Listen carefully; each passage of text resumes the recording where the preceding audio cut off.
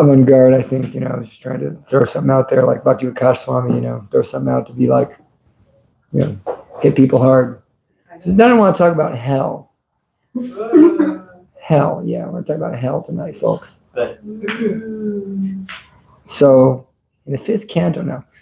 But no, we want. So, yeah, like sometimes, growing up in the Catholic Church, and if you're growing up Christian at all, you hear a lot about hell. It's a scary thing, right? You're always scared. I was scared of hell when I was a kid, big time. Like, I was always thinking about hell. I thought about hell a lot. Seriously, no joke. I was always thinking about hell when I was a kid. I was thinking, God, I'm going to go to hell. I was convinced I was going to hell by the time I was 4. Fully convinced. That's Catholicism. And, Catholicism is actually very beautiful, but that's the consciousness which sometimes, it developed, but in its real state, it's beautiful. But anyhow, I was convinced I was going to go to hell, and I was, hellbound, and I was thinking, God, like, they say he's merciful, but this is some scary stuff we're dealing with here. Lake of fire. And you meet people, they're obsessed with hell. They become obsessed with it. Like, once I was talking to a man, he was working on my AC in Sedona. I was talking to him. We kind of got in a religious conversation. He was trying to bring me to his church. I was saying, I talked a little bit about Krishna and the Bhagavad Gita, and he goes, well, there is a lake of fire. And I remember that that was actually creepy the way you said that, That gave me a smile, like, there is a lake of fire. And so devotees of Krishna, sometimes we don't talk about it, but there is a hell. There is hell. Hell is real, but it's not like the Christian hell. Hell is not eternal. There's no eternal hell. We can be in hell in this life, right? We can be in a hellish situation, or we can be in a heavenly situation. We can be, people born in places that are hellish. And even besides all that, besides what we call a hell in this, like having a hellish life here or a heavenly life here, there is a hellish dimension, which is described in the 5th canto, the last chapter of the 5th canto, where it describes that people with horrible karma, they have a certain destination, hellish destination, to suffer this bad karma. So, not that any denial but these aren't eternal places. These are places of temporal suffering for extremely bad karma. That one can become purified and then move on to a more solid situation. So it's not like eternal hell as in the Christian setting, although there is real suffering. So the Bhagavatam, Srimad Bhagavatam, discusses 10 topics. Really amazing how the Bhagavatam does this. Atra sarga visargashta stanam poshanam utayaha manvantari shyanukata nirado muktirashrayaha. So there's 10 spiritual topics which, when one understands, one has a very solid grasp of the reality. One of those topics is creation.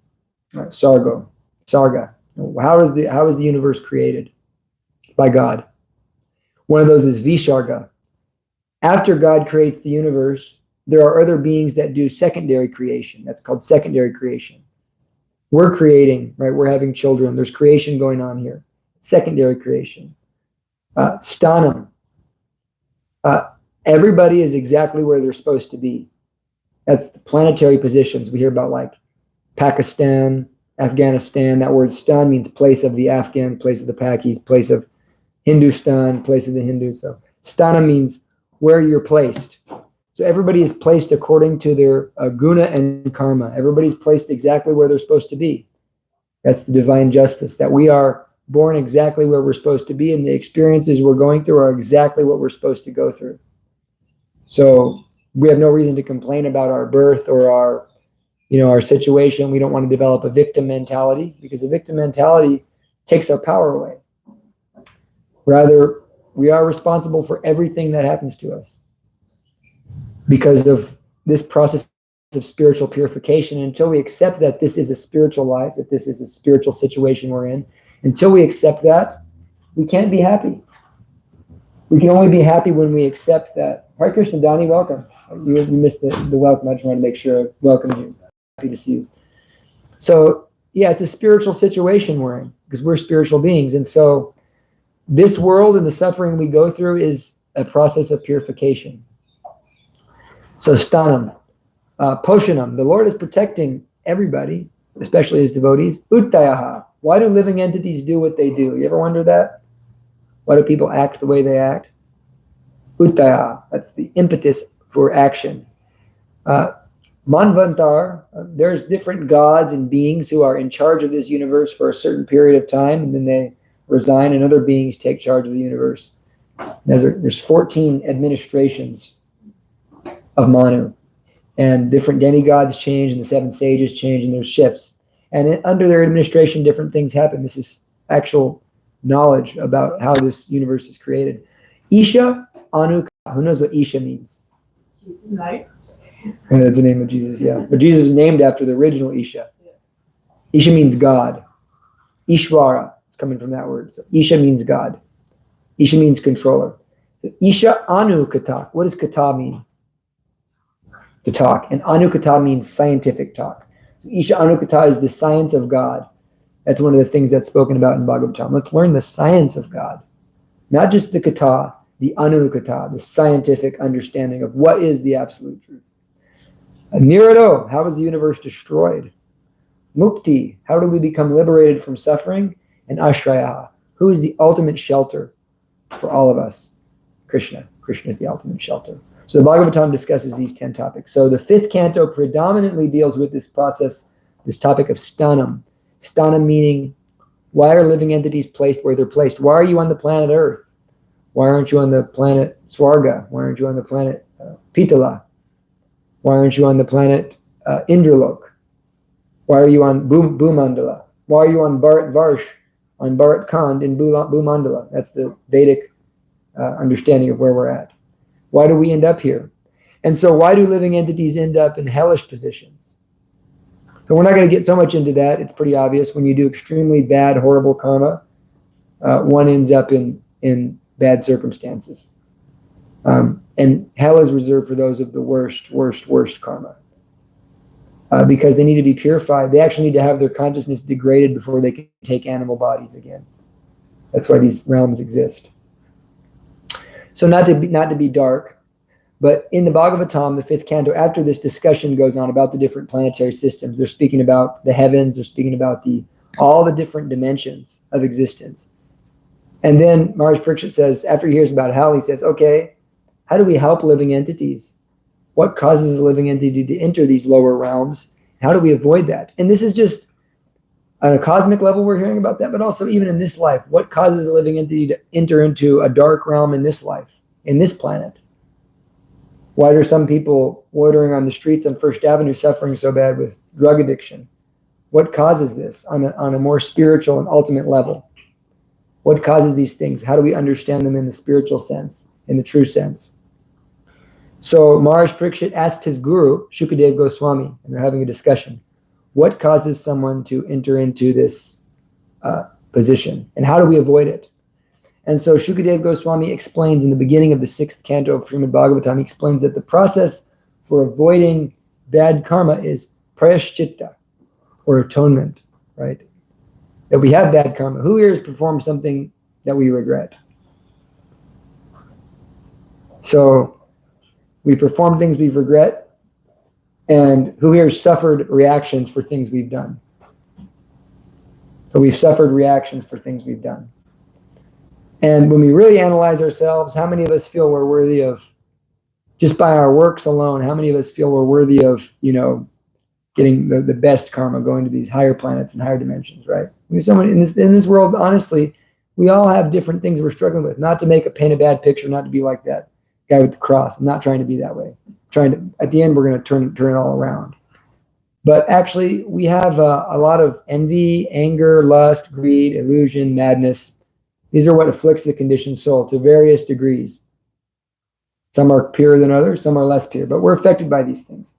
And this is the warfare we're in, the spiritual warfare, that we are affected by illusion. We are affected by envy sometimes. We are affected by anger sometimes. And we want to become free of these things because these things are the impetus for performing activities which we will regret. When you act in anger, you hurt someone, there's going to be some karmic reaction for that. There's no doubt about it. When you act out of a place of spiritual understanding, there's going to be some reaction. And you'll have to face the consequences. There's no way around that. So we want to stop this karma, good karma and bad karma, right? We don't want good karma. We don't want bad karma. We want no karma. We want to stop it. So atonement. So the first thing Shukadeva Goswami, when he answers his disciple Maharaj Parikshit, he says the process for avoiding all these types of reactions is parashchitta, by performing good karma. Because by performing good karma, you can avoid all the bad karma. And you can atone, right? Like in the Catholic Church, they have their atonement process, right? They do some sin, they go into a little stall and they say, "My dear Father, I confess to Almighty God, blah, blah, blah, blah." And now you're forgiven, right? And then what do they do? What do they do during the week? Same thing. They do it again, right? So this is karmic atonement. So the problem with this is that we commit the same sins over again. So when Shukadeva Goswami said this, he was testing Maharaj Parikshit to see how enlightened he really. He was testing his disciple. The Guru does that sometimes. Beware. And so Shukadeva Goswami was testing him. He said, yeah, just go atone, walk around the Tulsi plant, chant the holy name, whatever it is, and then, go back. Do some pious activity. Go plant some trees. Go build some wells. Go build a hospital. Do some good deeds, and you'll be good. And Maharaj Parikshit says, no, that doesn't make sense, because the impetus for becoming angry, the impetus for becoming lusty, the impetus for becoming whatever it is we're dealing with is still there. So although we may stop the karma of the reaction of that act, we may be able to stymie the reaction to our actions, we don't stop the impetus to continue committing those actions. Therefore, Shukadeva Goswami, this is like an elephant. An elephant goes into the water, bathes, and it sprays itself, and then when it comes out of the water, it immediately begins to roll in the dirt again. So in that way, someone who is living a life of karmic atonement, prayaschitta, they may do some activity they regret, go through a spiritual process by which they lower their karma, and then continue to act the same way again. Right? So there's no reformation happening. And therefore we get caught in karmic loops because we're so bound up by our karma, we find ourselves acting in ways we don't want to act. And we find that sometimes, that Prabhupada gives the example of a thief.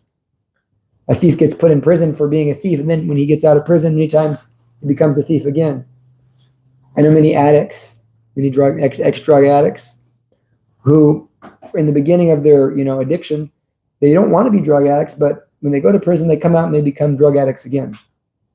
Because this problem in the heart, which is causing this, is still there, right? And until the heart is healed, then those activities will continuously repeat. So sometimes we find ourselves in cycles, right? How many have found ourselves in a vicious cycle of doing actions we regret, right? I'm in a vicious cycle that, I keep falling for the same type of people. I keep, doing this activity. No matter how much I want to stop, so this is a problem. But then, we pray to God, like, please, don't let me have the same, don't let me get the full hit of the karma here. So then after rejecting that, Shukadeva Goswami said, yes, very nice, my dear disciple. So he said, actually, I was testing you, but the real way to avoid the reactions and the different, especially the ultimate reaction is that we get into their body. Yes, that's a good answer, yes. Anything else? Just seeing it to their body, kind of? Yes, that's a more precise answer, yes. So knowledge means ignorance, right? Is the opposite of ignorance. And the mode of ignorance is one thing, but actually even the mode of goodness is also ignorance. Even the mode of passion is also ignorance. As long as we think we're this body, we're in ignorance. And so it's described that the cause of so-called sin or bad karma or entangling activities is ignorance. That ignorance is that the first form of ignorance is that we accept ourselves as this body. We accept ourselves as this body. And so when we accept ourselves as this body, we take on conditional life, right? So there's so many conditions that come with the body. The conditions that come with the body is that I had this trauma happen to me and I'm an American, I'm an Indian, I'm part of this religion, I'm part of this group of people. I'm part of this political party. I'm the wife of this husband, the husband of this wife, the father of this family. So many different conditional settings one has. These are called upadis. And upadis are anarthas. They're things we don't want in our consciousness. We don't want to be identifying with these things. We may play so many roles, but to identify with them as our core identity will cause us to accept the reactions of those roles. And so ignorance is the kind of cause of sin. We're not these bodies. And therefore, by developing jnana, by developing what you can say knowledge or jnana, by realizing I'm not this body, I'm going closer to the root of my activities, which are entangling me, right? Because I'm not this body. And so by living a process of jnana yoga, I become free of these activities. Meaning, jnana meaning I'm not this body, realizing I'm not this body. Therefore, I'm no longer impelled to act out of the body. Because if someone insults you, like if I insult Alita Priya, I say, white's a stupid color. It's a shade. It is a stupid color. And I insult her like that. And she says, I think saffron's a stupid color. It is also a stupid color. And the thing is, I can be offended by that if I identify with my ego, right? My false ego, that I'm this body. So whenever we become defensive, defensiveness is a sure symptom we're in ignorance. Unless we're defending other people, Vaishnavas, we're defending God, or we're defending our lives if someone's coming out with knives and stuff, and it's okay to offend, to be defensive. But if someone just insults you and you become defensive, what are you defending? You're defending your false ego. Absolutely. We got to defend that false ego. And so that's a sure sign that we're in ignorance. And when we become defensive, many times we make offenses, right? Defenses lead to offenses. Offenses lead to suffering. And so, therefore, this defensiveness about my false ego causes so many issues. But when I realize I'm not this body, right? Now all of a sudden, I don't got to be defensive. You're just insulting this suit. I don't care that you don't like this suit because I'm not this suit. I'm part and parcel of Krishna. I'm cool, right? So there's a process of jnana. I'm going to read about it. Where Krishna says in the Bhagavad Gita that the process of knowledge, because Arjuna asked about 5 topics. He said, what is jnana? He says, what is gaya? What is gaya? Gaya means what is the process of knowledge? What are the objects of knowledge? What is knowledge and what are the objects of knowledge? And so Krishna says, what's the first object of knowledge for a special point?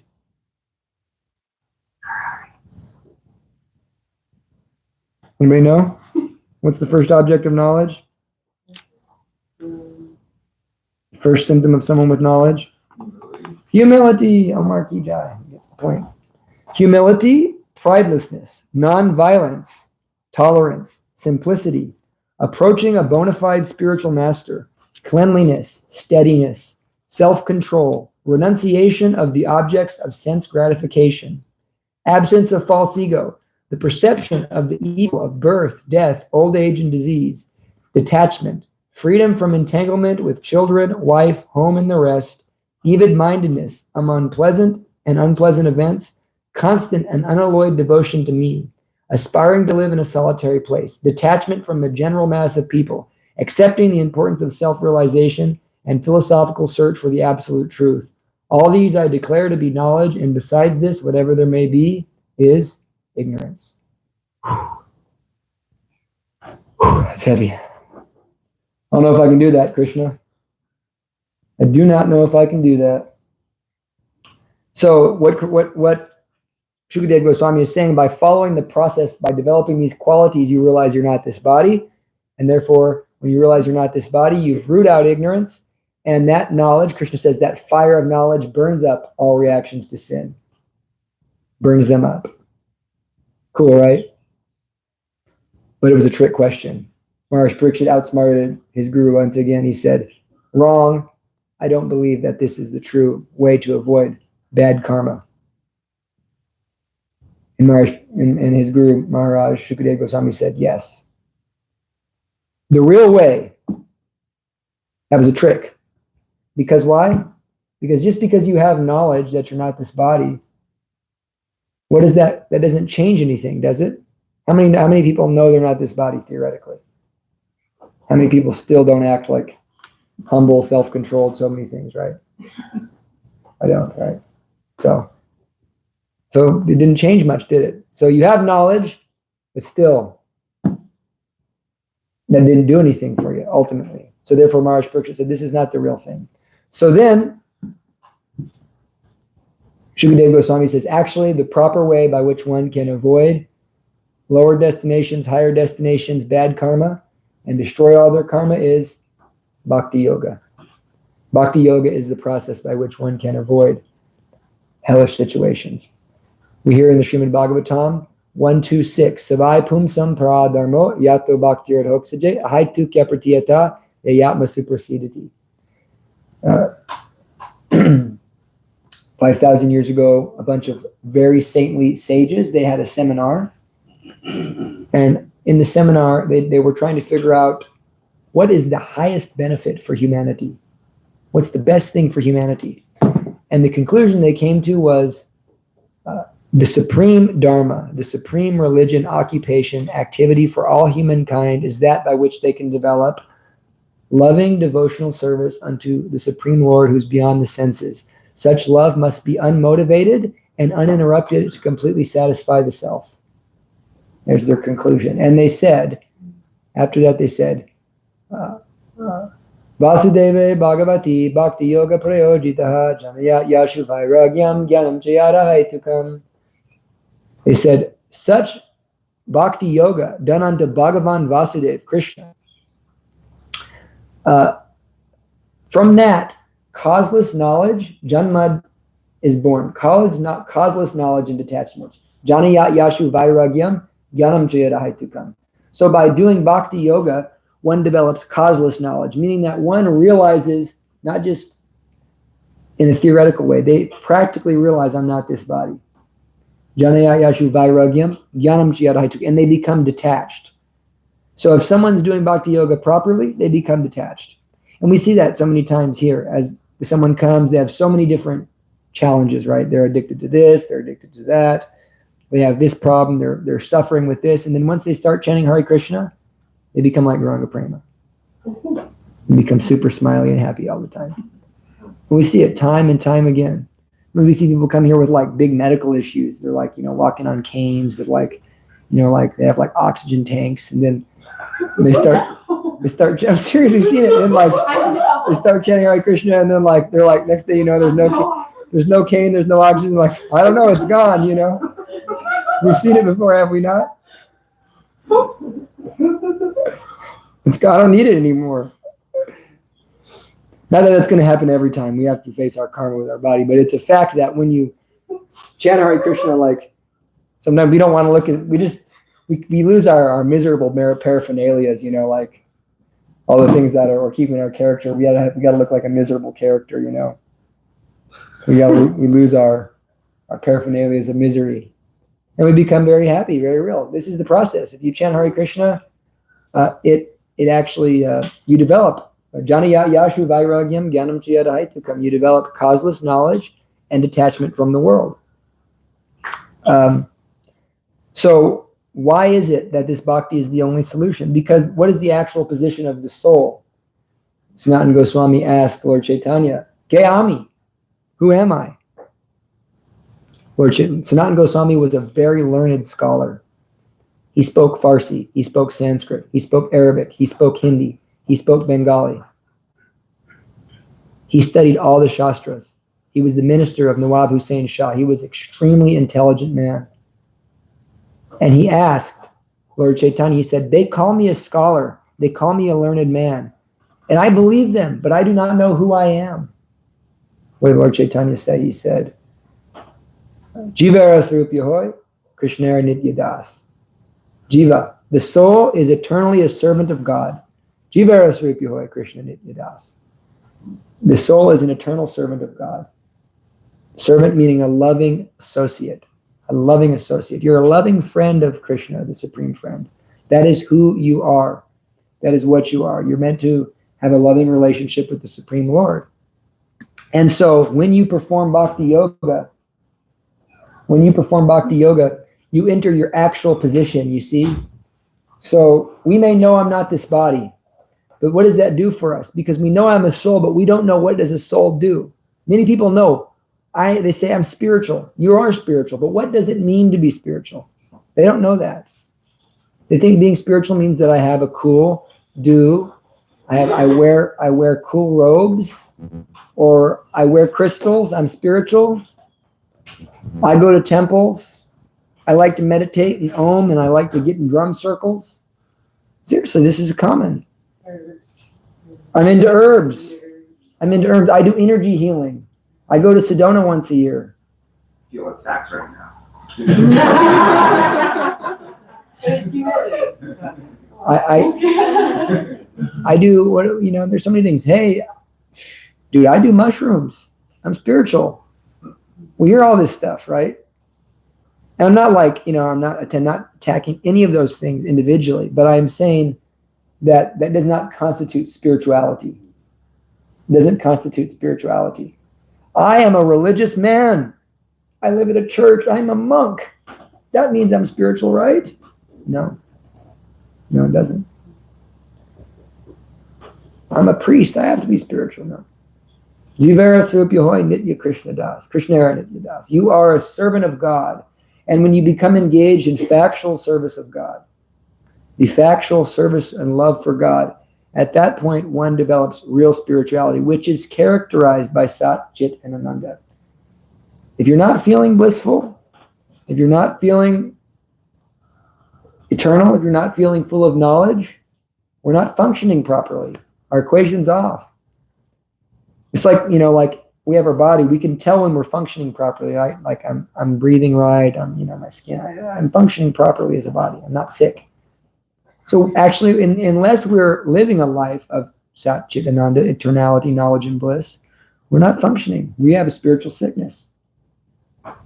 And the way to achieve that proper situation, that proper knowledge, is when we engage in bhakti. Now, bhakti means loving service to Krishna. That's why it's immediate and causeless knowledge and detachment. You immediately and causelessly are now acting on the platform of the soul, because the soul is a servant, a loving friend of God. And when you act as a loving friend of God, you're no longer acting from the mind, you're no longer acting from the body, you're no longer acting from the senses, you're no longer acting from the intelligence or the ego. You're acting for who you really are. You're acting from a genuine place. And in that space, immediately one develops compassion, immediately one develops detachment, immediately one develops humility, immediately one develops all of the qualities that were aforementioned: humility, pridelessness, tolerance, nonviolence. These are just the natural symptoms of someone who has realized this fact. Therefore, Krishna says, Sarva dharman parityaja mamekam sharanam vraja aham tvam sarva papebhyo mokshayishami masacha. Krishna says, abandon all varieties of religion. This is God speaking, folks. God's saying abandon religion. Give it up. Abandon all varieties of religion. And I mean all varieties. I mean even, hey, you know what? I am a respectable member of the International Society for Krishna Consciousness. You know what that means? It means I'm a pure devotee. No, abandon it too. Now, don't abandon your service to ISKCON. I'm not saying that. But this upadi that we get from it, that, it increases my ego. All these social, no. What does Krishna want you to do? Serve. Krishna wants you to serve with all humility. And it's not about what you do, folks. It's about who you are. Really, it comes down to that. It's about who you are, not what you do. If who you are is a servant of God, and you're able to, chant Hare Krishna, chant your 16 rounds and encourage some devotees, you're in a golden place. But if you build 1 million temples, but you're not you're not manifesting these qualities, then there's a problem with our ship. There's a hole in the ship. We got to fix it. We got to repair it. And so bhakti destroys our karma immediately. Krishna says, abandon all varieties of religion and surrender unto me. He says, Mam Ekam, make me number one. Make me the goal of your life. That now I don't live for my ego. I don't live for my family. I don't live for I live for Krishna alone. I live for Krishna. I live for you. Like George Harrison wrote a song about Krishna. He said, I live for you. It says, all throughout this world, only sadness is grown. It's a very beautiful line. I live through this world, only sadness have I gained for living for this world. And then he realizes, no, now I live for you. And I spend my days waiting for the time I can just be with you. This is the devotional consciousness. I live for Krishna. You head out? Thanks for coming, Prabhu. Love to see you. Thanks for the incense. No, I'm just happy to see you. We're always happy to see you. Hare Krishna. Alrighty, Vanessa has something to ask. I was going to ask, what was the word for impetus again that you said in the beginning? Uttayaha. Uttayaha. Uttayaha, yeah. And there were two about protection. There was one protection, and then there was the last one was also very similar. Poshanam, and then Ashraya means the ultimate shelter, or the he who's above everything. Do you think, and then we said, the qualities, basically, one being unmotivated, uninterrupted, and going back, circling back to hell and hellish conditions and having to experience, all of the teeth gnashing and all of that. Do you think we go through those hellish conditions, one, to purify ourselves, yes, but also to develop the impetus to leave this body and to have no motivation, essentially unmotivated. So I see what you're saying. I think I get the gist. That you're saying that perhaps why do we, perhaps these hellish things are impetus for us, but there's still motivation if we're just trying to avoid hell. Well, I'm thinking in the terms of pure bhakti, when we're looking at unmotivated devotional service, going through hellish conditions, creating all of that for us, taking away from that, going into unmotivated devotional service. I guess, yeah. So as devotional service goes, there should not be motivation No. to do it. In other words, like motive goodness stuff, right? Yeah. Like you're looking for payments. Yeah. The only motivation for bhakti is bhakti. That's what it is, and that's why it uproots. Because therefore, if you make Krishna number one, ekam sharanam vraja, aham tvam sarva papebhyo, I relieve you of all your bad karma immediately. That's it, folks. When you just say that, okay, Krishna, from today I'm yours. That's it. Your karma, you turn the fan off. There's no more. You're just finishing out what you have, and that's it. I'm yours. But that's got to be a sincere thing, right? No one does that immediately. Prabhupada said it takes 1 minute. It can take 1 minute. Does it take 1 minute? Well, because we still generally have material motivations when we come to bhakti, as impure stages of bhakti. Right? Kapila Dev speaks about there's bhakti in the mode of ignorance, bhakti in the mode of goodness, bhakti in the mode of passion, bhakti in the mode of pure goodness. And he tells us how to differentiate between those different bhaktas. And he tells you how to associate with those different bhaktas if we're trying to cultivate this pure thing. So I digress that the actual platform of the soul is to serve God with love and devotion. And that means essentially you just love him. It doesn't matter what you do. What can you really do for Krishna? Big or small? You can think I'm big. Well, I opened 100,000 temples. And Krishna doesn't make a difference. But when you love him, that's it. I love Krishna. And that's it. So what is the ultimate way to express that love? We can just express it so simply by just chanting Hare Krishna, Krishna Krishna, Hare Hare, Hare Rama, Rama Rama, Hare Hare. We don't got to think I'm not this, I'm not that, I'm a this, I'm a that. No, I'm chanting Hare Krishna. And I'm just trying to offer you my love. And that in itself is so pleasing to God. That's why chanting is so powerful. So bhakti destroys all sins. And that's the point that is made, because it destroys the root of all sin, which is ignorance. The complete ignorance of who I am. The full knowledge of who I am is implicit in bhakti. Jivara Swarupyahoy, Krishnara Nitya Das. The full knowledge of who I am is implicit in bhakti. I am Krishna's part and parcel.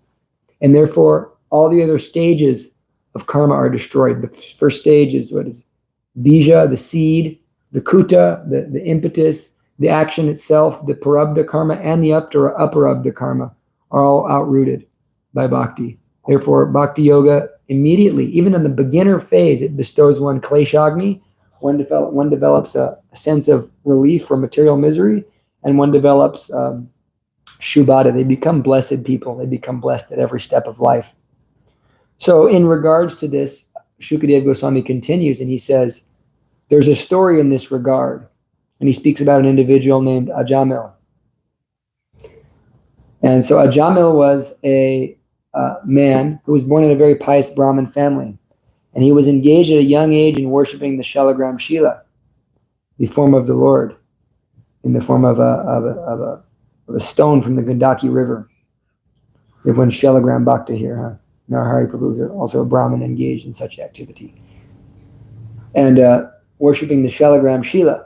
And he was chanting the holy name.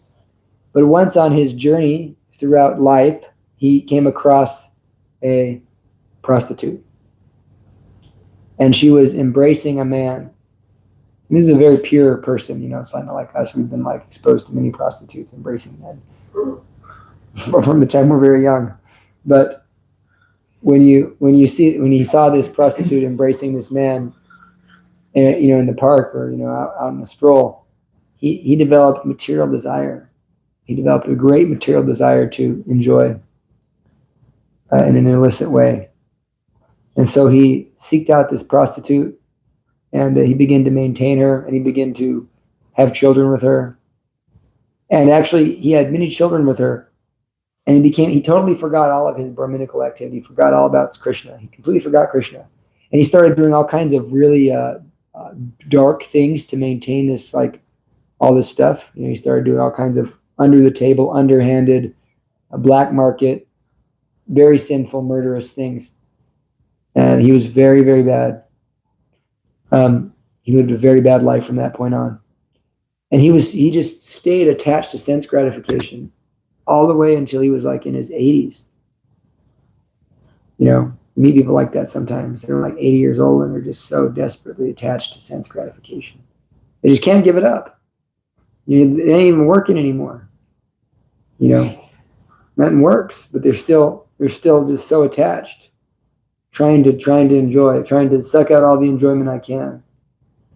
And so when you're attached to sense gratification, it's a fact that you're going to offend people, you're going to hurt people, you're going to do things that that are going to create bad karma. That's just a fact. To the degree we're attached to sense gratification on the subtle level, being I'm just attached to the, I need you to see me with respect. And those type of people are very hard to deal with, right? They always got to be respected. Or, extended respect. You got to respect those people who are connected to my body. Of course, we have duty. Sometimes we have to defend. But anyways, this type of thing, we're attached to that. We're going to create offenses. We're going to put waves of karma out there because it ain't bhakti. It ain't loving devotional service. Or I need, I'm going to hurt you for money. I'm going to do this. I'm going to do underhanded things. You have to see that I'm in a position of power. And so all these things are happening. And so at the time of death came, Ajamil was dying. And because he did perform devotional service when he was young, it saved him. And so he had this idea to name his son Narayan. He named his son Narayan, his baby son. He was 80 years old and he had a baby son. I know some people like that, actually. But their son ain't named Narayan, unfortunately for them. But so he named his son Narayan. And Narayan, of course, is the name of God. It's the name of the original personality of Godhead. And so as he was dying, these beings appeared. These beings known as the Yamadutas. Yamadutas are the agents of Yamaraj. They're the servants of Yamaraj. And they're a very real phenomenon, which if you talk to people who live in the hospital, who work in hospitals, thank you, Jamuna, Hare Krishna. You talk to people who work in hospitals and live in hospitals, chaplains and so forth, they describe the Yamadutas. They all know what they are. Or those are the guys with the hounds that come and get the dead people. They start screaming, I see the guys, they have hounds. It's a very common phenomenon. I've known chaplains personally who've told me many stories of people dying, describing these people. It's very common. It's well known. And I've even had an experience with once Yamadutas. I was having a dream. Someone I love was dying, and I saw the Yamadutas coming. And I put on, if you wear Tulsi beads, the Yamadutas can't affect you. So I tore off my Tulsi beads and I put them on this person. Then the Yamadutas they disappeared. When I woke up, my guru had texted me, always wear your Tulsi beads. They protect you from the Yamadutas. Very mystical experience. What are the Yamadutas exactly? The Yamadutas are like the agents. The Grim Reaper? They're the Grim Reaper, but the helpers. they're like that. They're like the Grim Reaper, but they're more like they take you down to like karmic situations. Are they the angels? No, they're not angels. What are they? They're like demons. Not demons, but they're more like, Are they like gate open, the ones that take the soul to like the gates? yeah, Right. yeah, to the lower gates. And it's in the Quran. Yeah, they're also in the Bible. It's very common. It's a common theme. The Yamadutas, and so dogs. They do. They're The woman, she drew her to the dogs. Yes. They drag the subtle body, not the soul. They drag the soul and the subtle body, the karmic body, the mental body. They drag them to Yamaraj, and then that's where karmic judgment, karmic justice is given. One that faces their karma. And so as these Yamadutas were approaching, he became scared and he decided, I'm going to call out for my baby son. Maybe he can help me. He said, Narayan, Narayan, Narayan. And at that point, beautiful angels appeared, Vishnu Dutas. Beautiful angels appeared, so effulgent that they blinded out the Yamadutas. And they grabbed Ajamil. And they held him. And then the Yamadutas said, wait a minute. You see what this guy did here? Like, he's going down. And the Yamadutas said, no, the Vishnu Dutas, actually, the angels are called the Vishnu Dutas. Duta means servant, actually. So Yamadutas means servant of Yama, or death, and Vishnu Dutas means servant of God. And so these angelic beings, they said, no, he chanted the name of Narayan in distress one time, sincerely. And therefore, all of those activities, all that karma is completely burned up.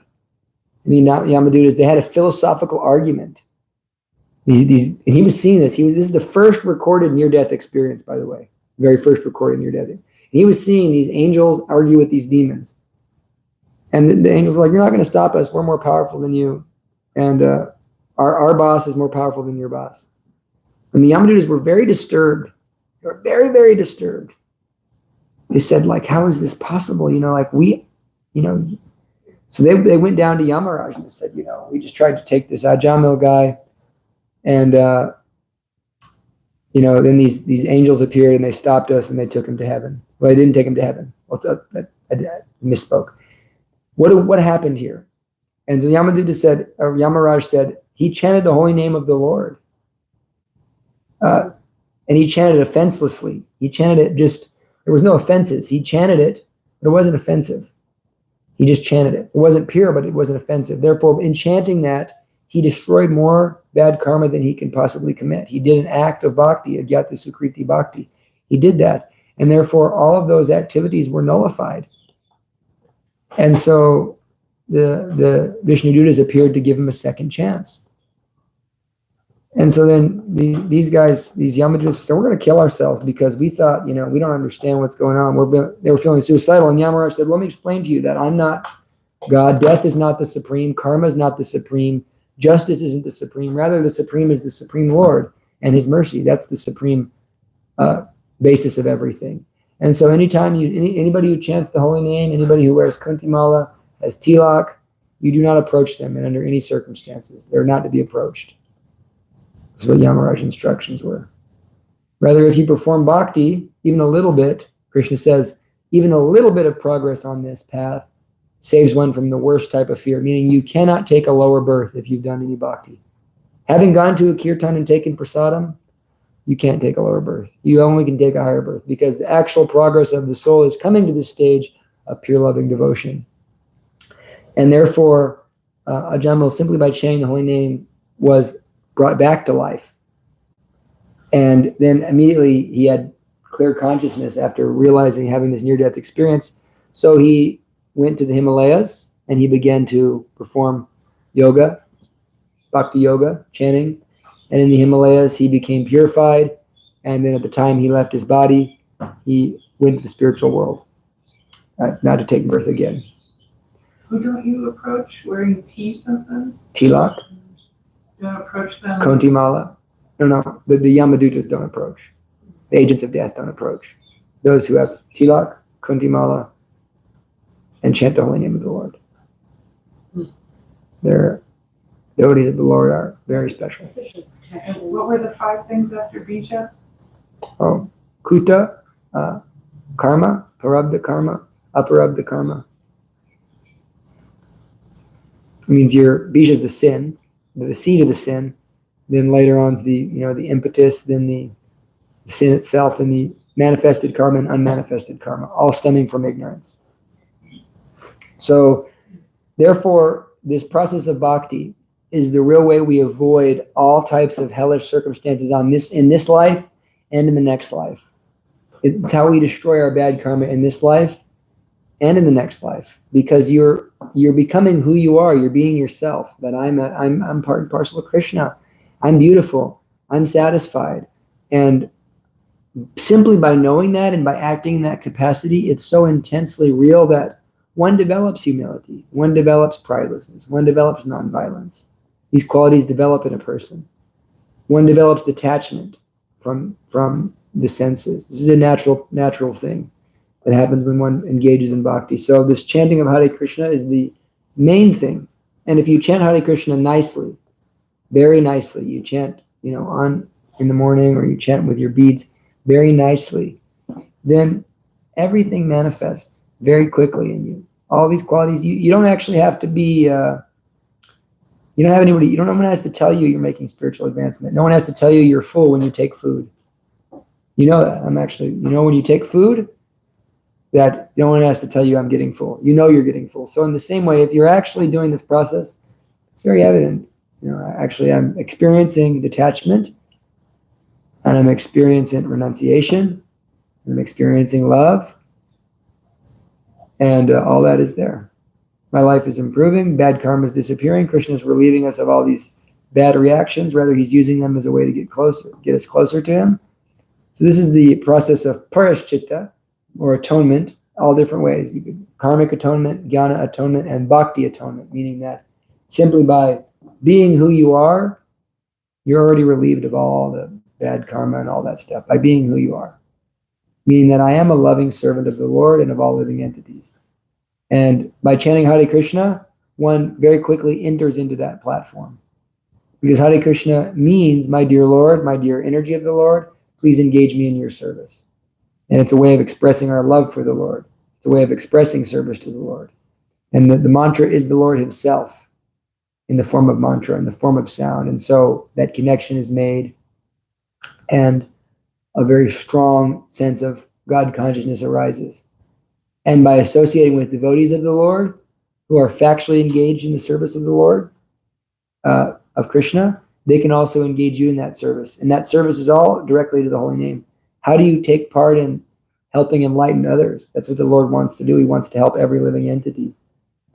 And so when you meet actual devotees of the Lord, they can help you engage in that proper service. Furthermore, if you're somehow or another harming that process, then no good, no bueno. Any questions or comments? Very nice scientific discussion. Thank you. Nice to see you.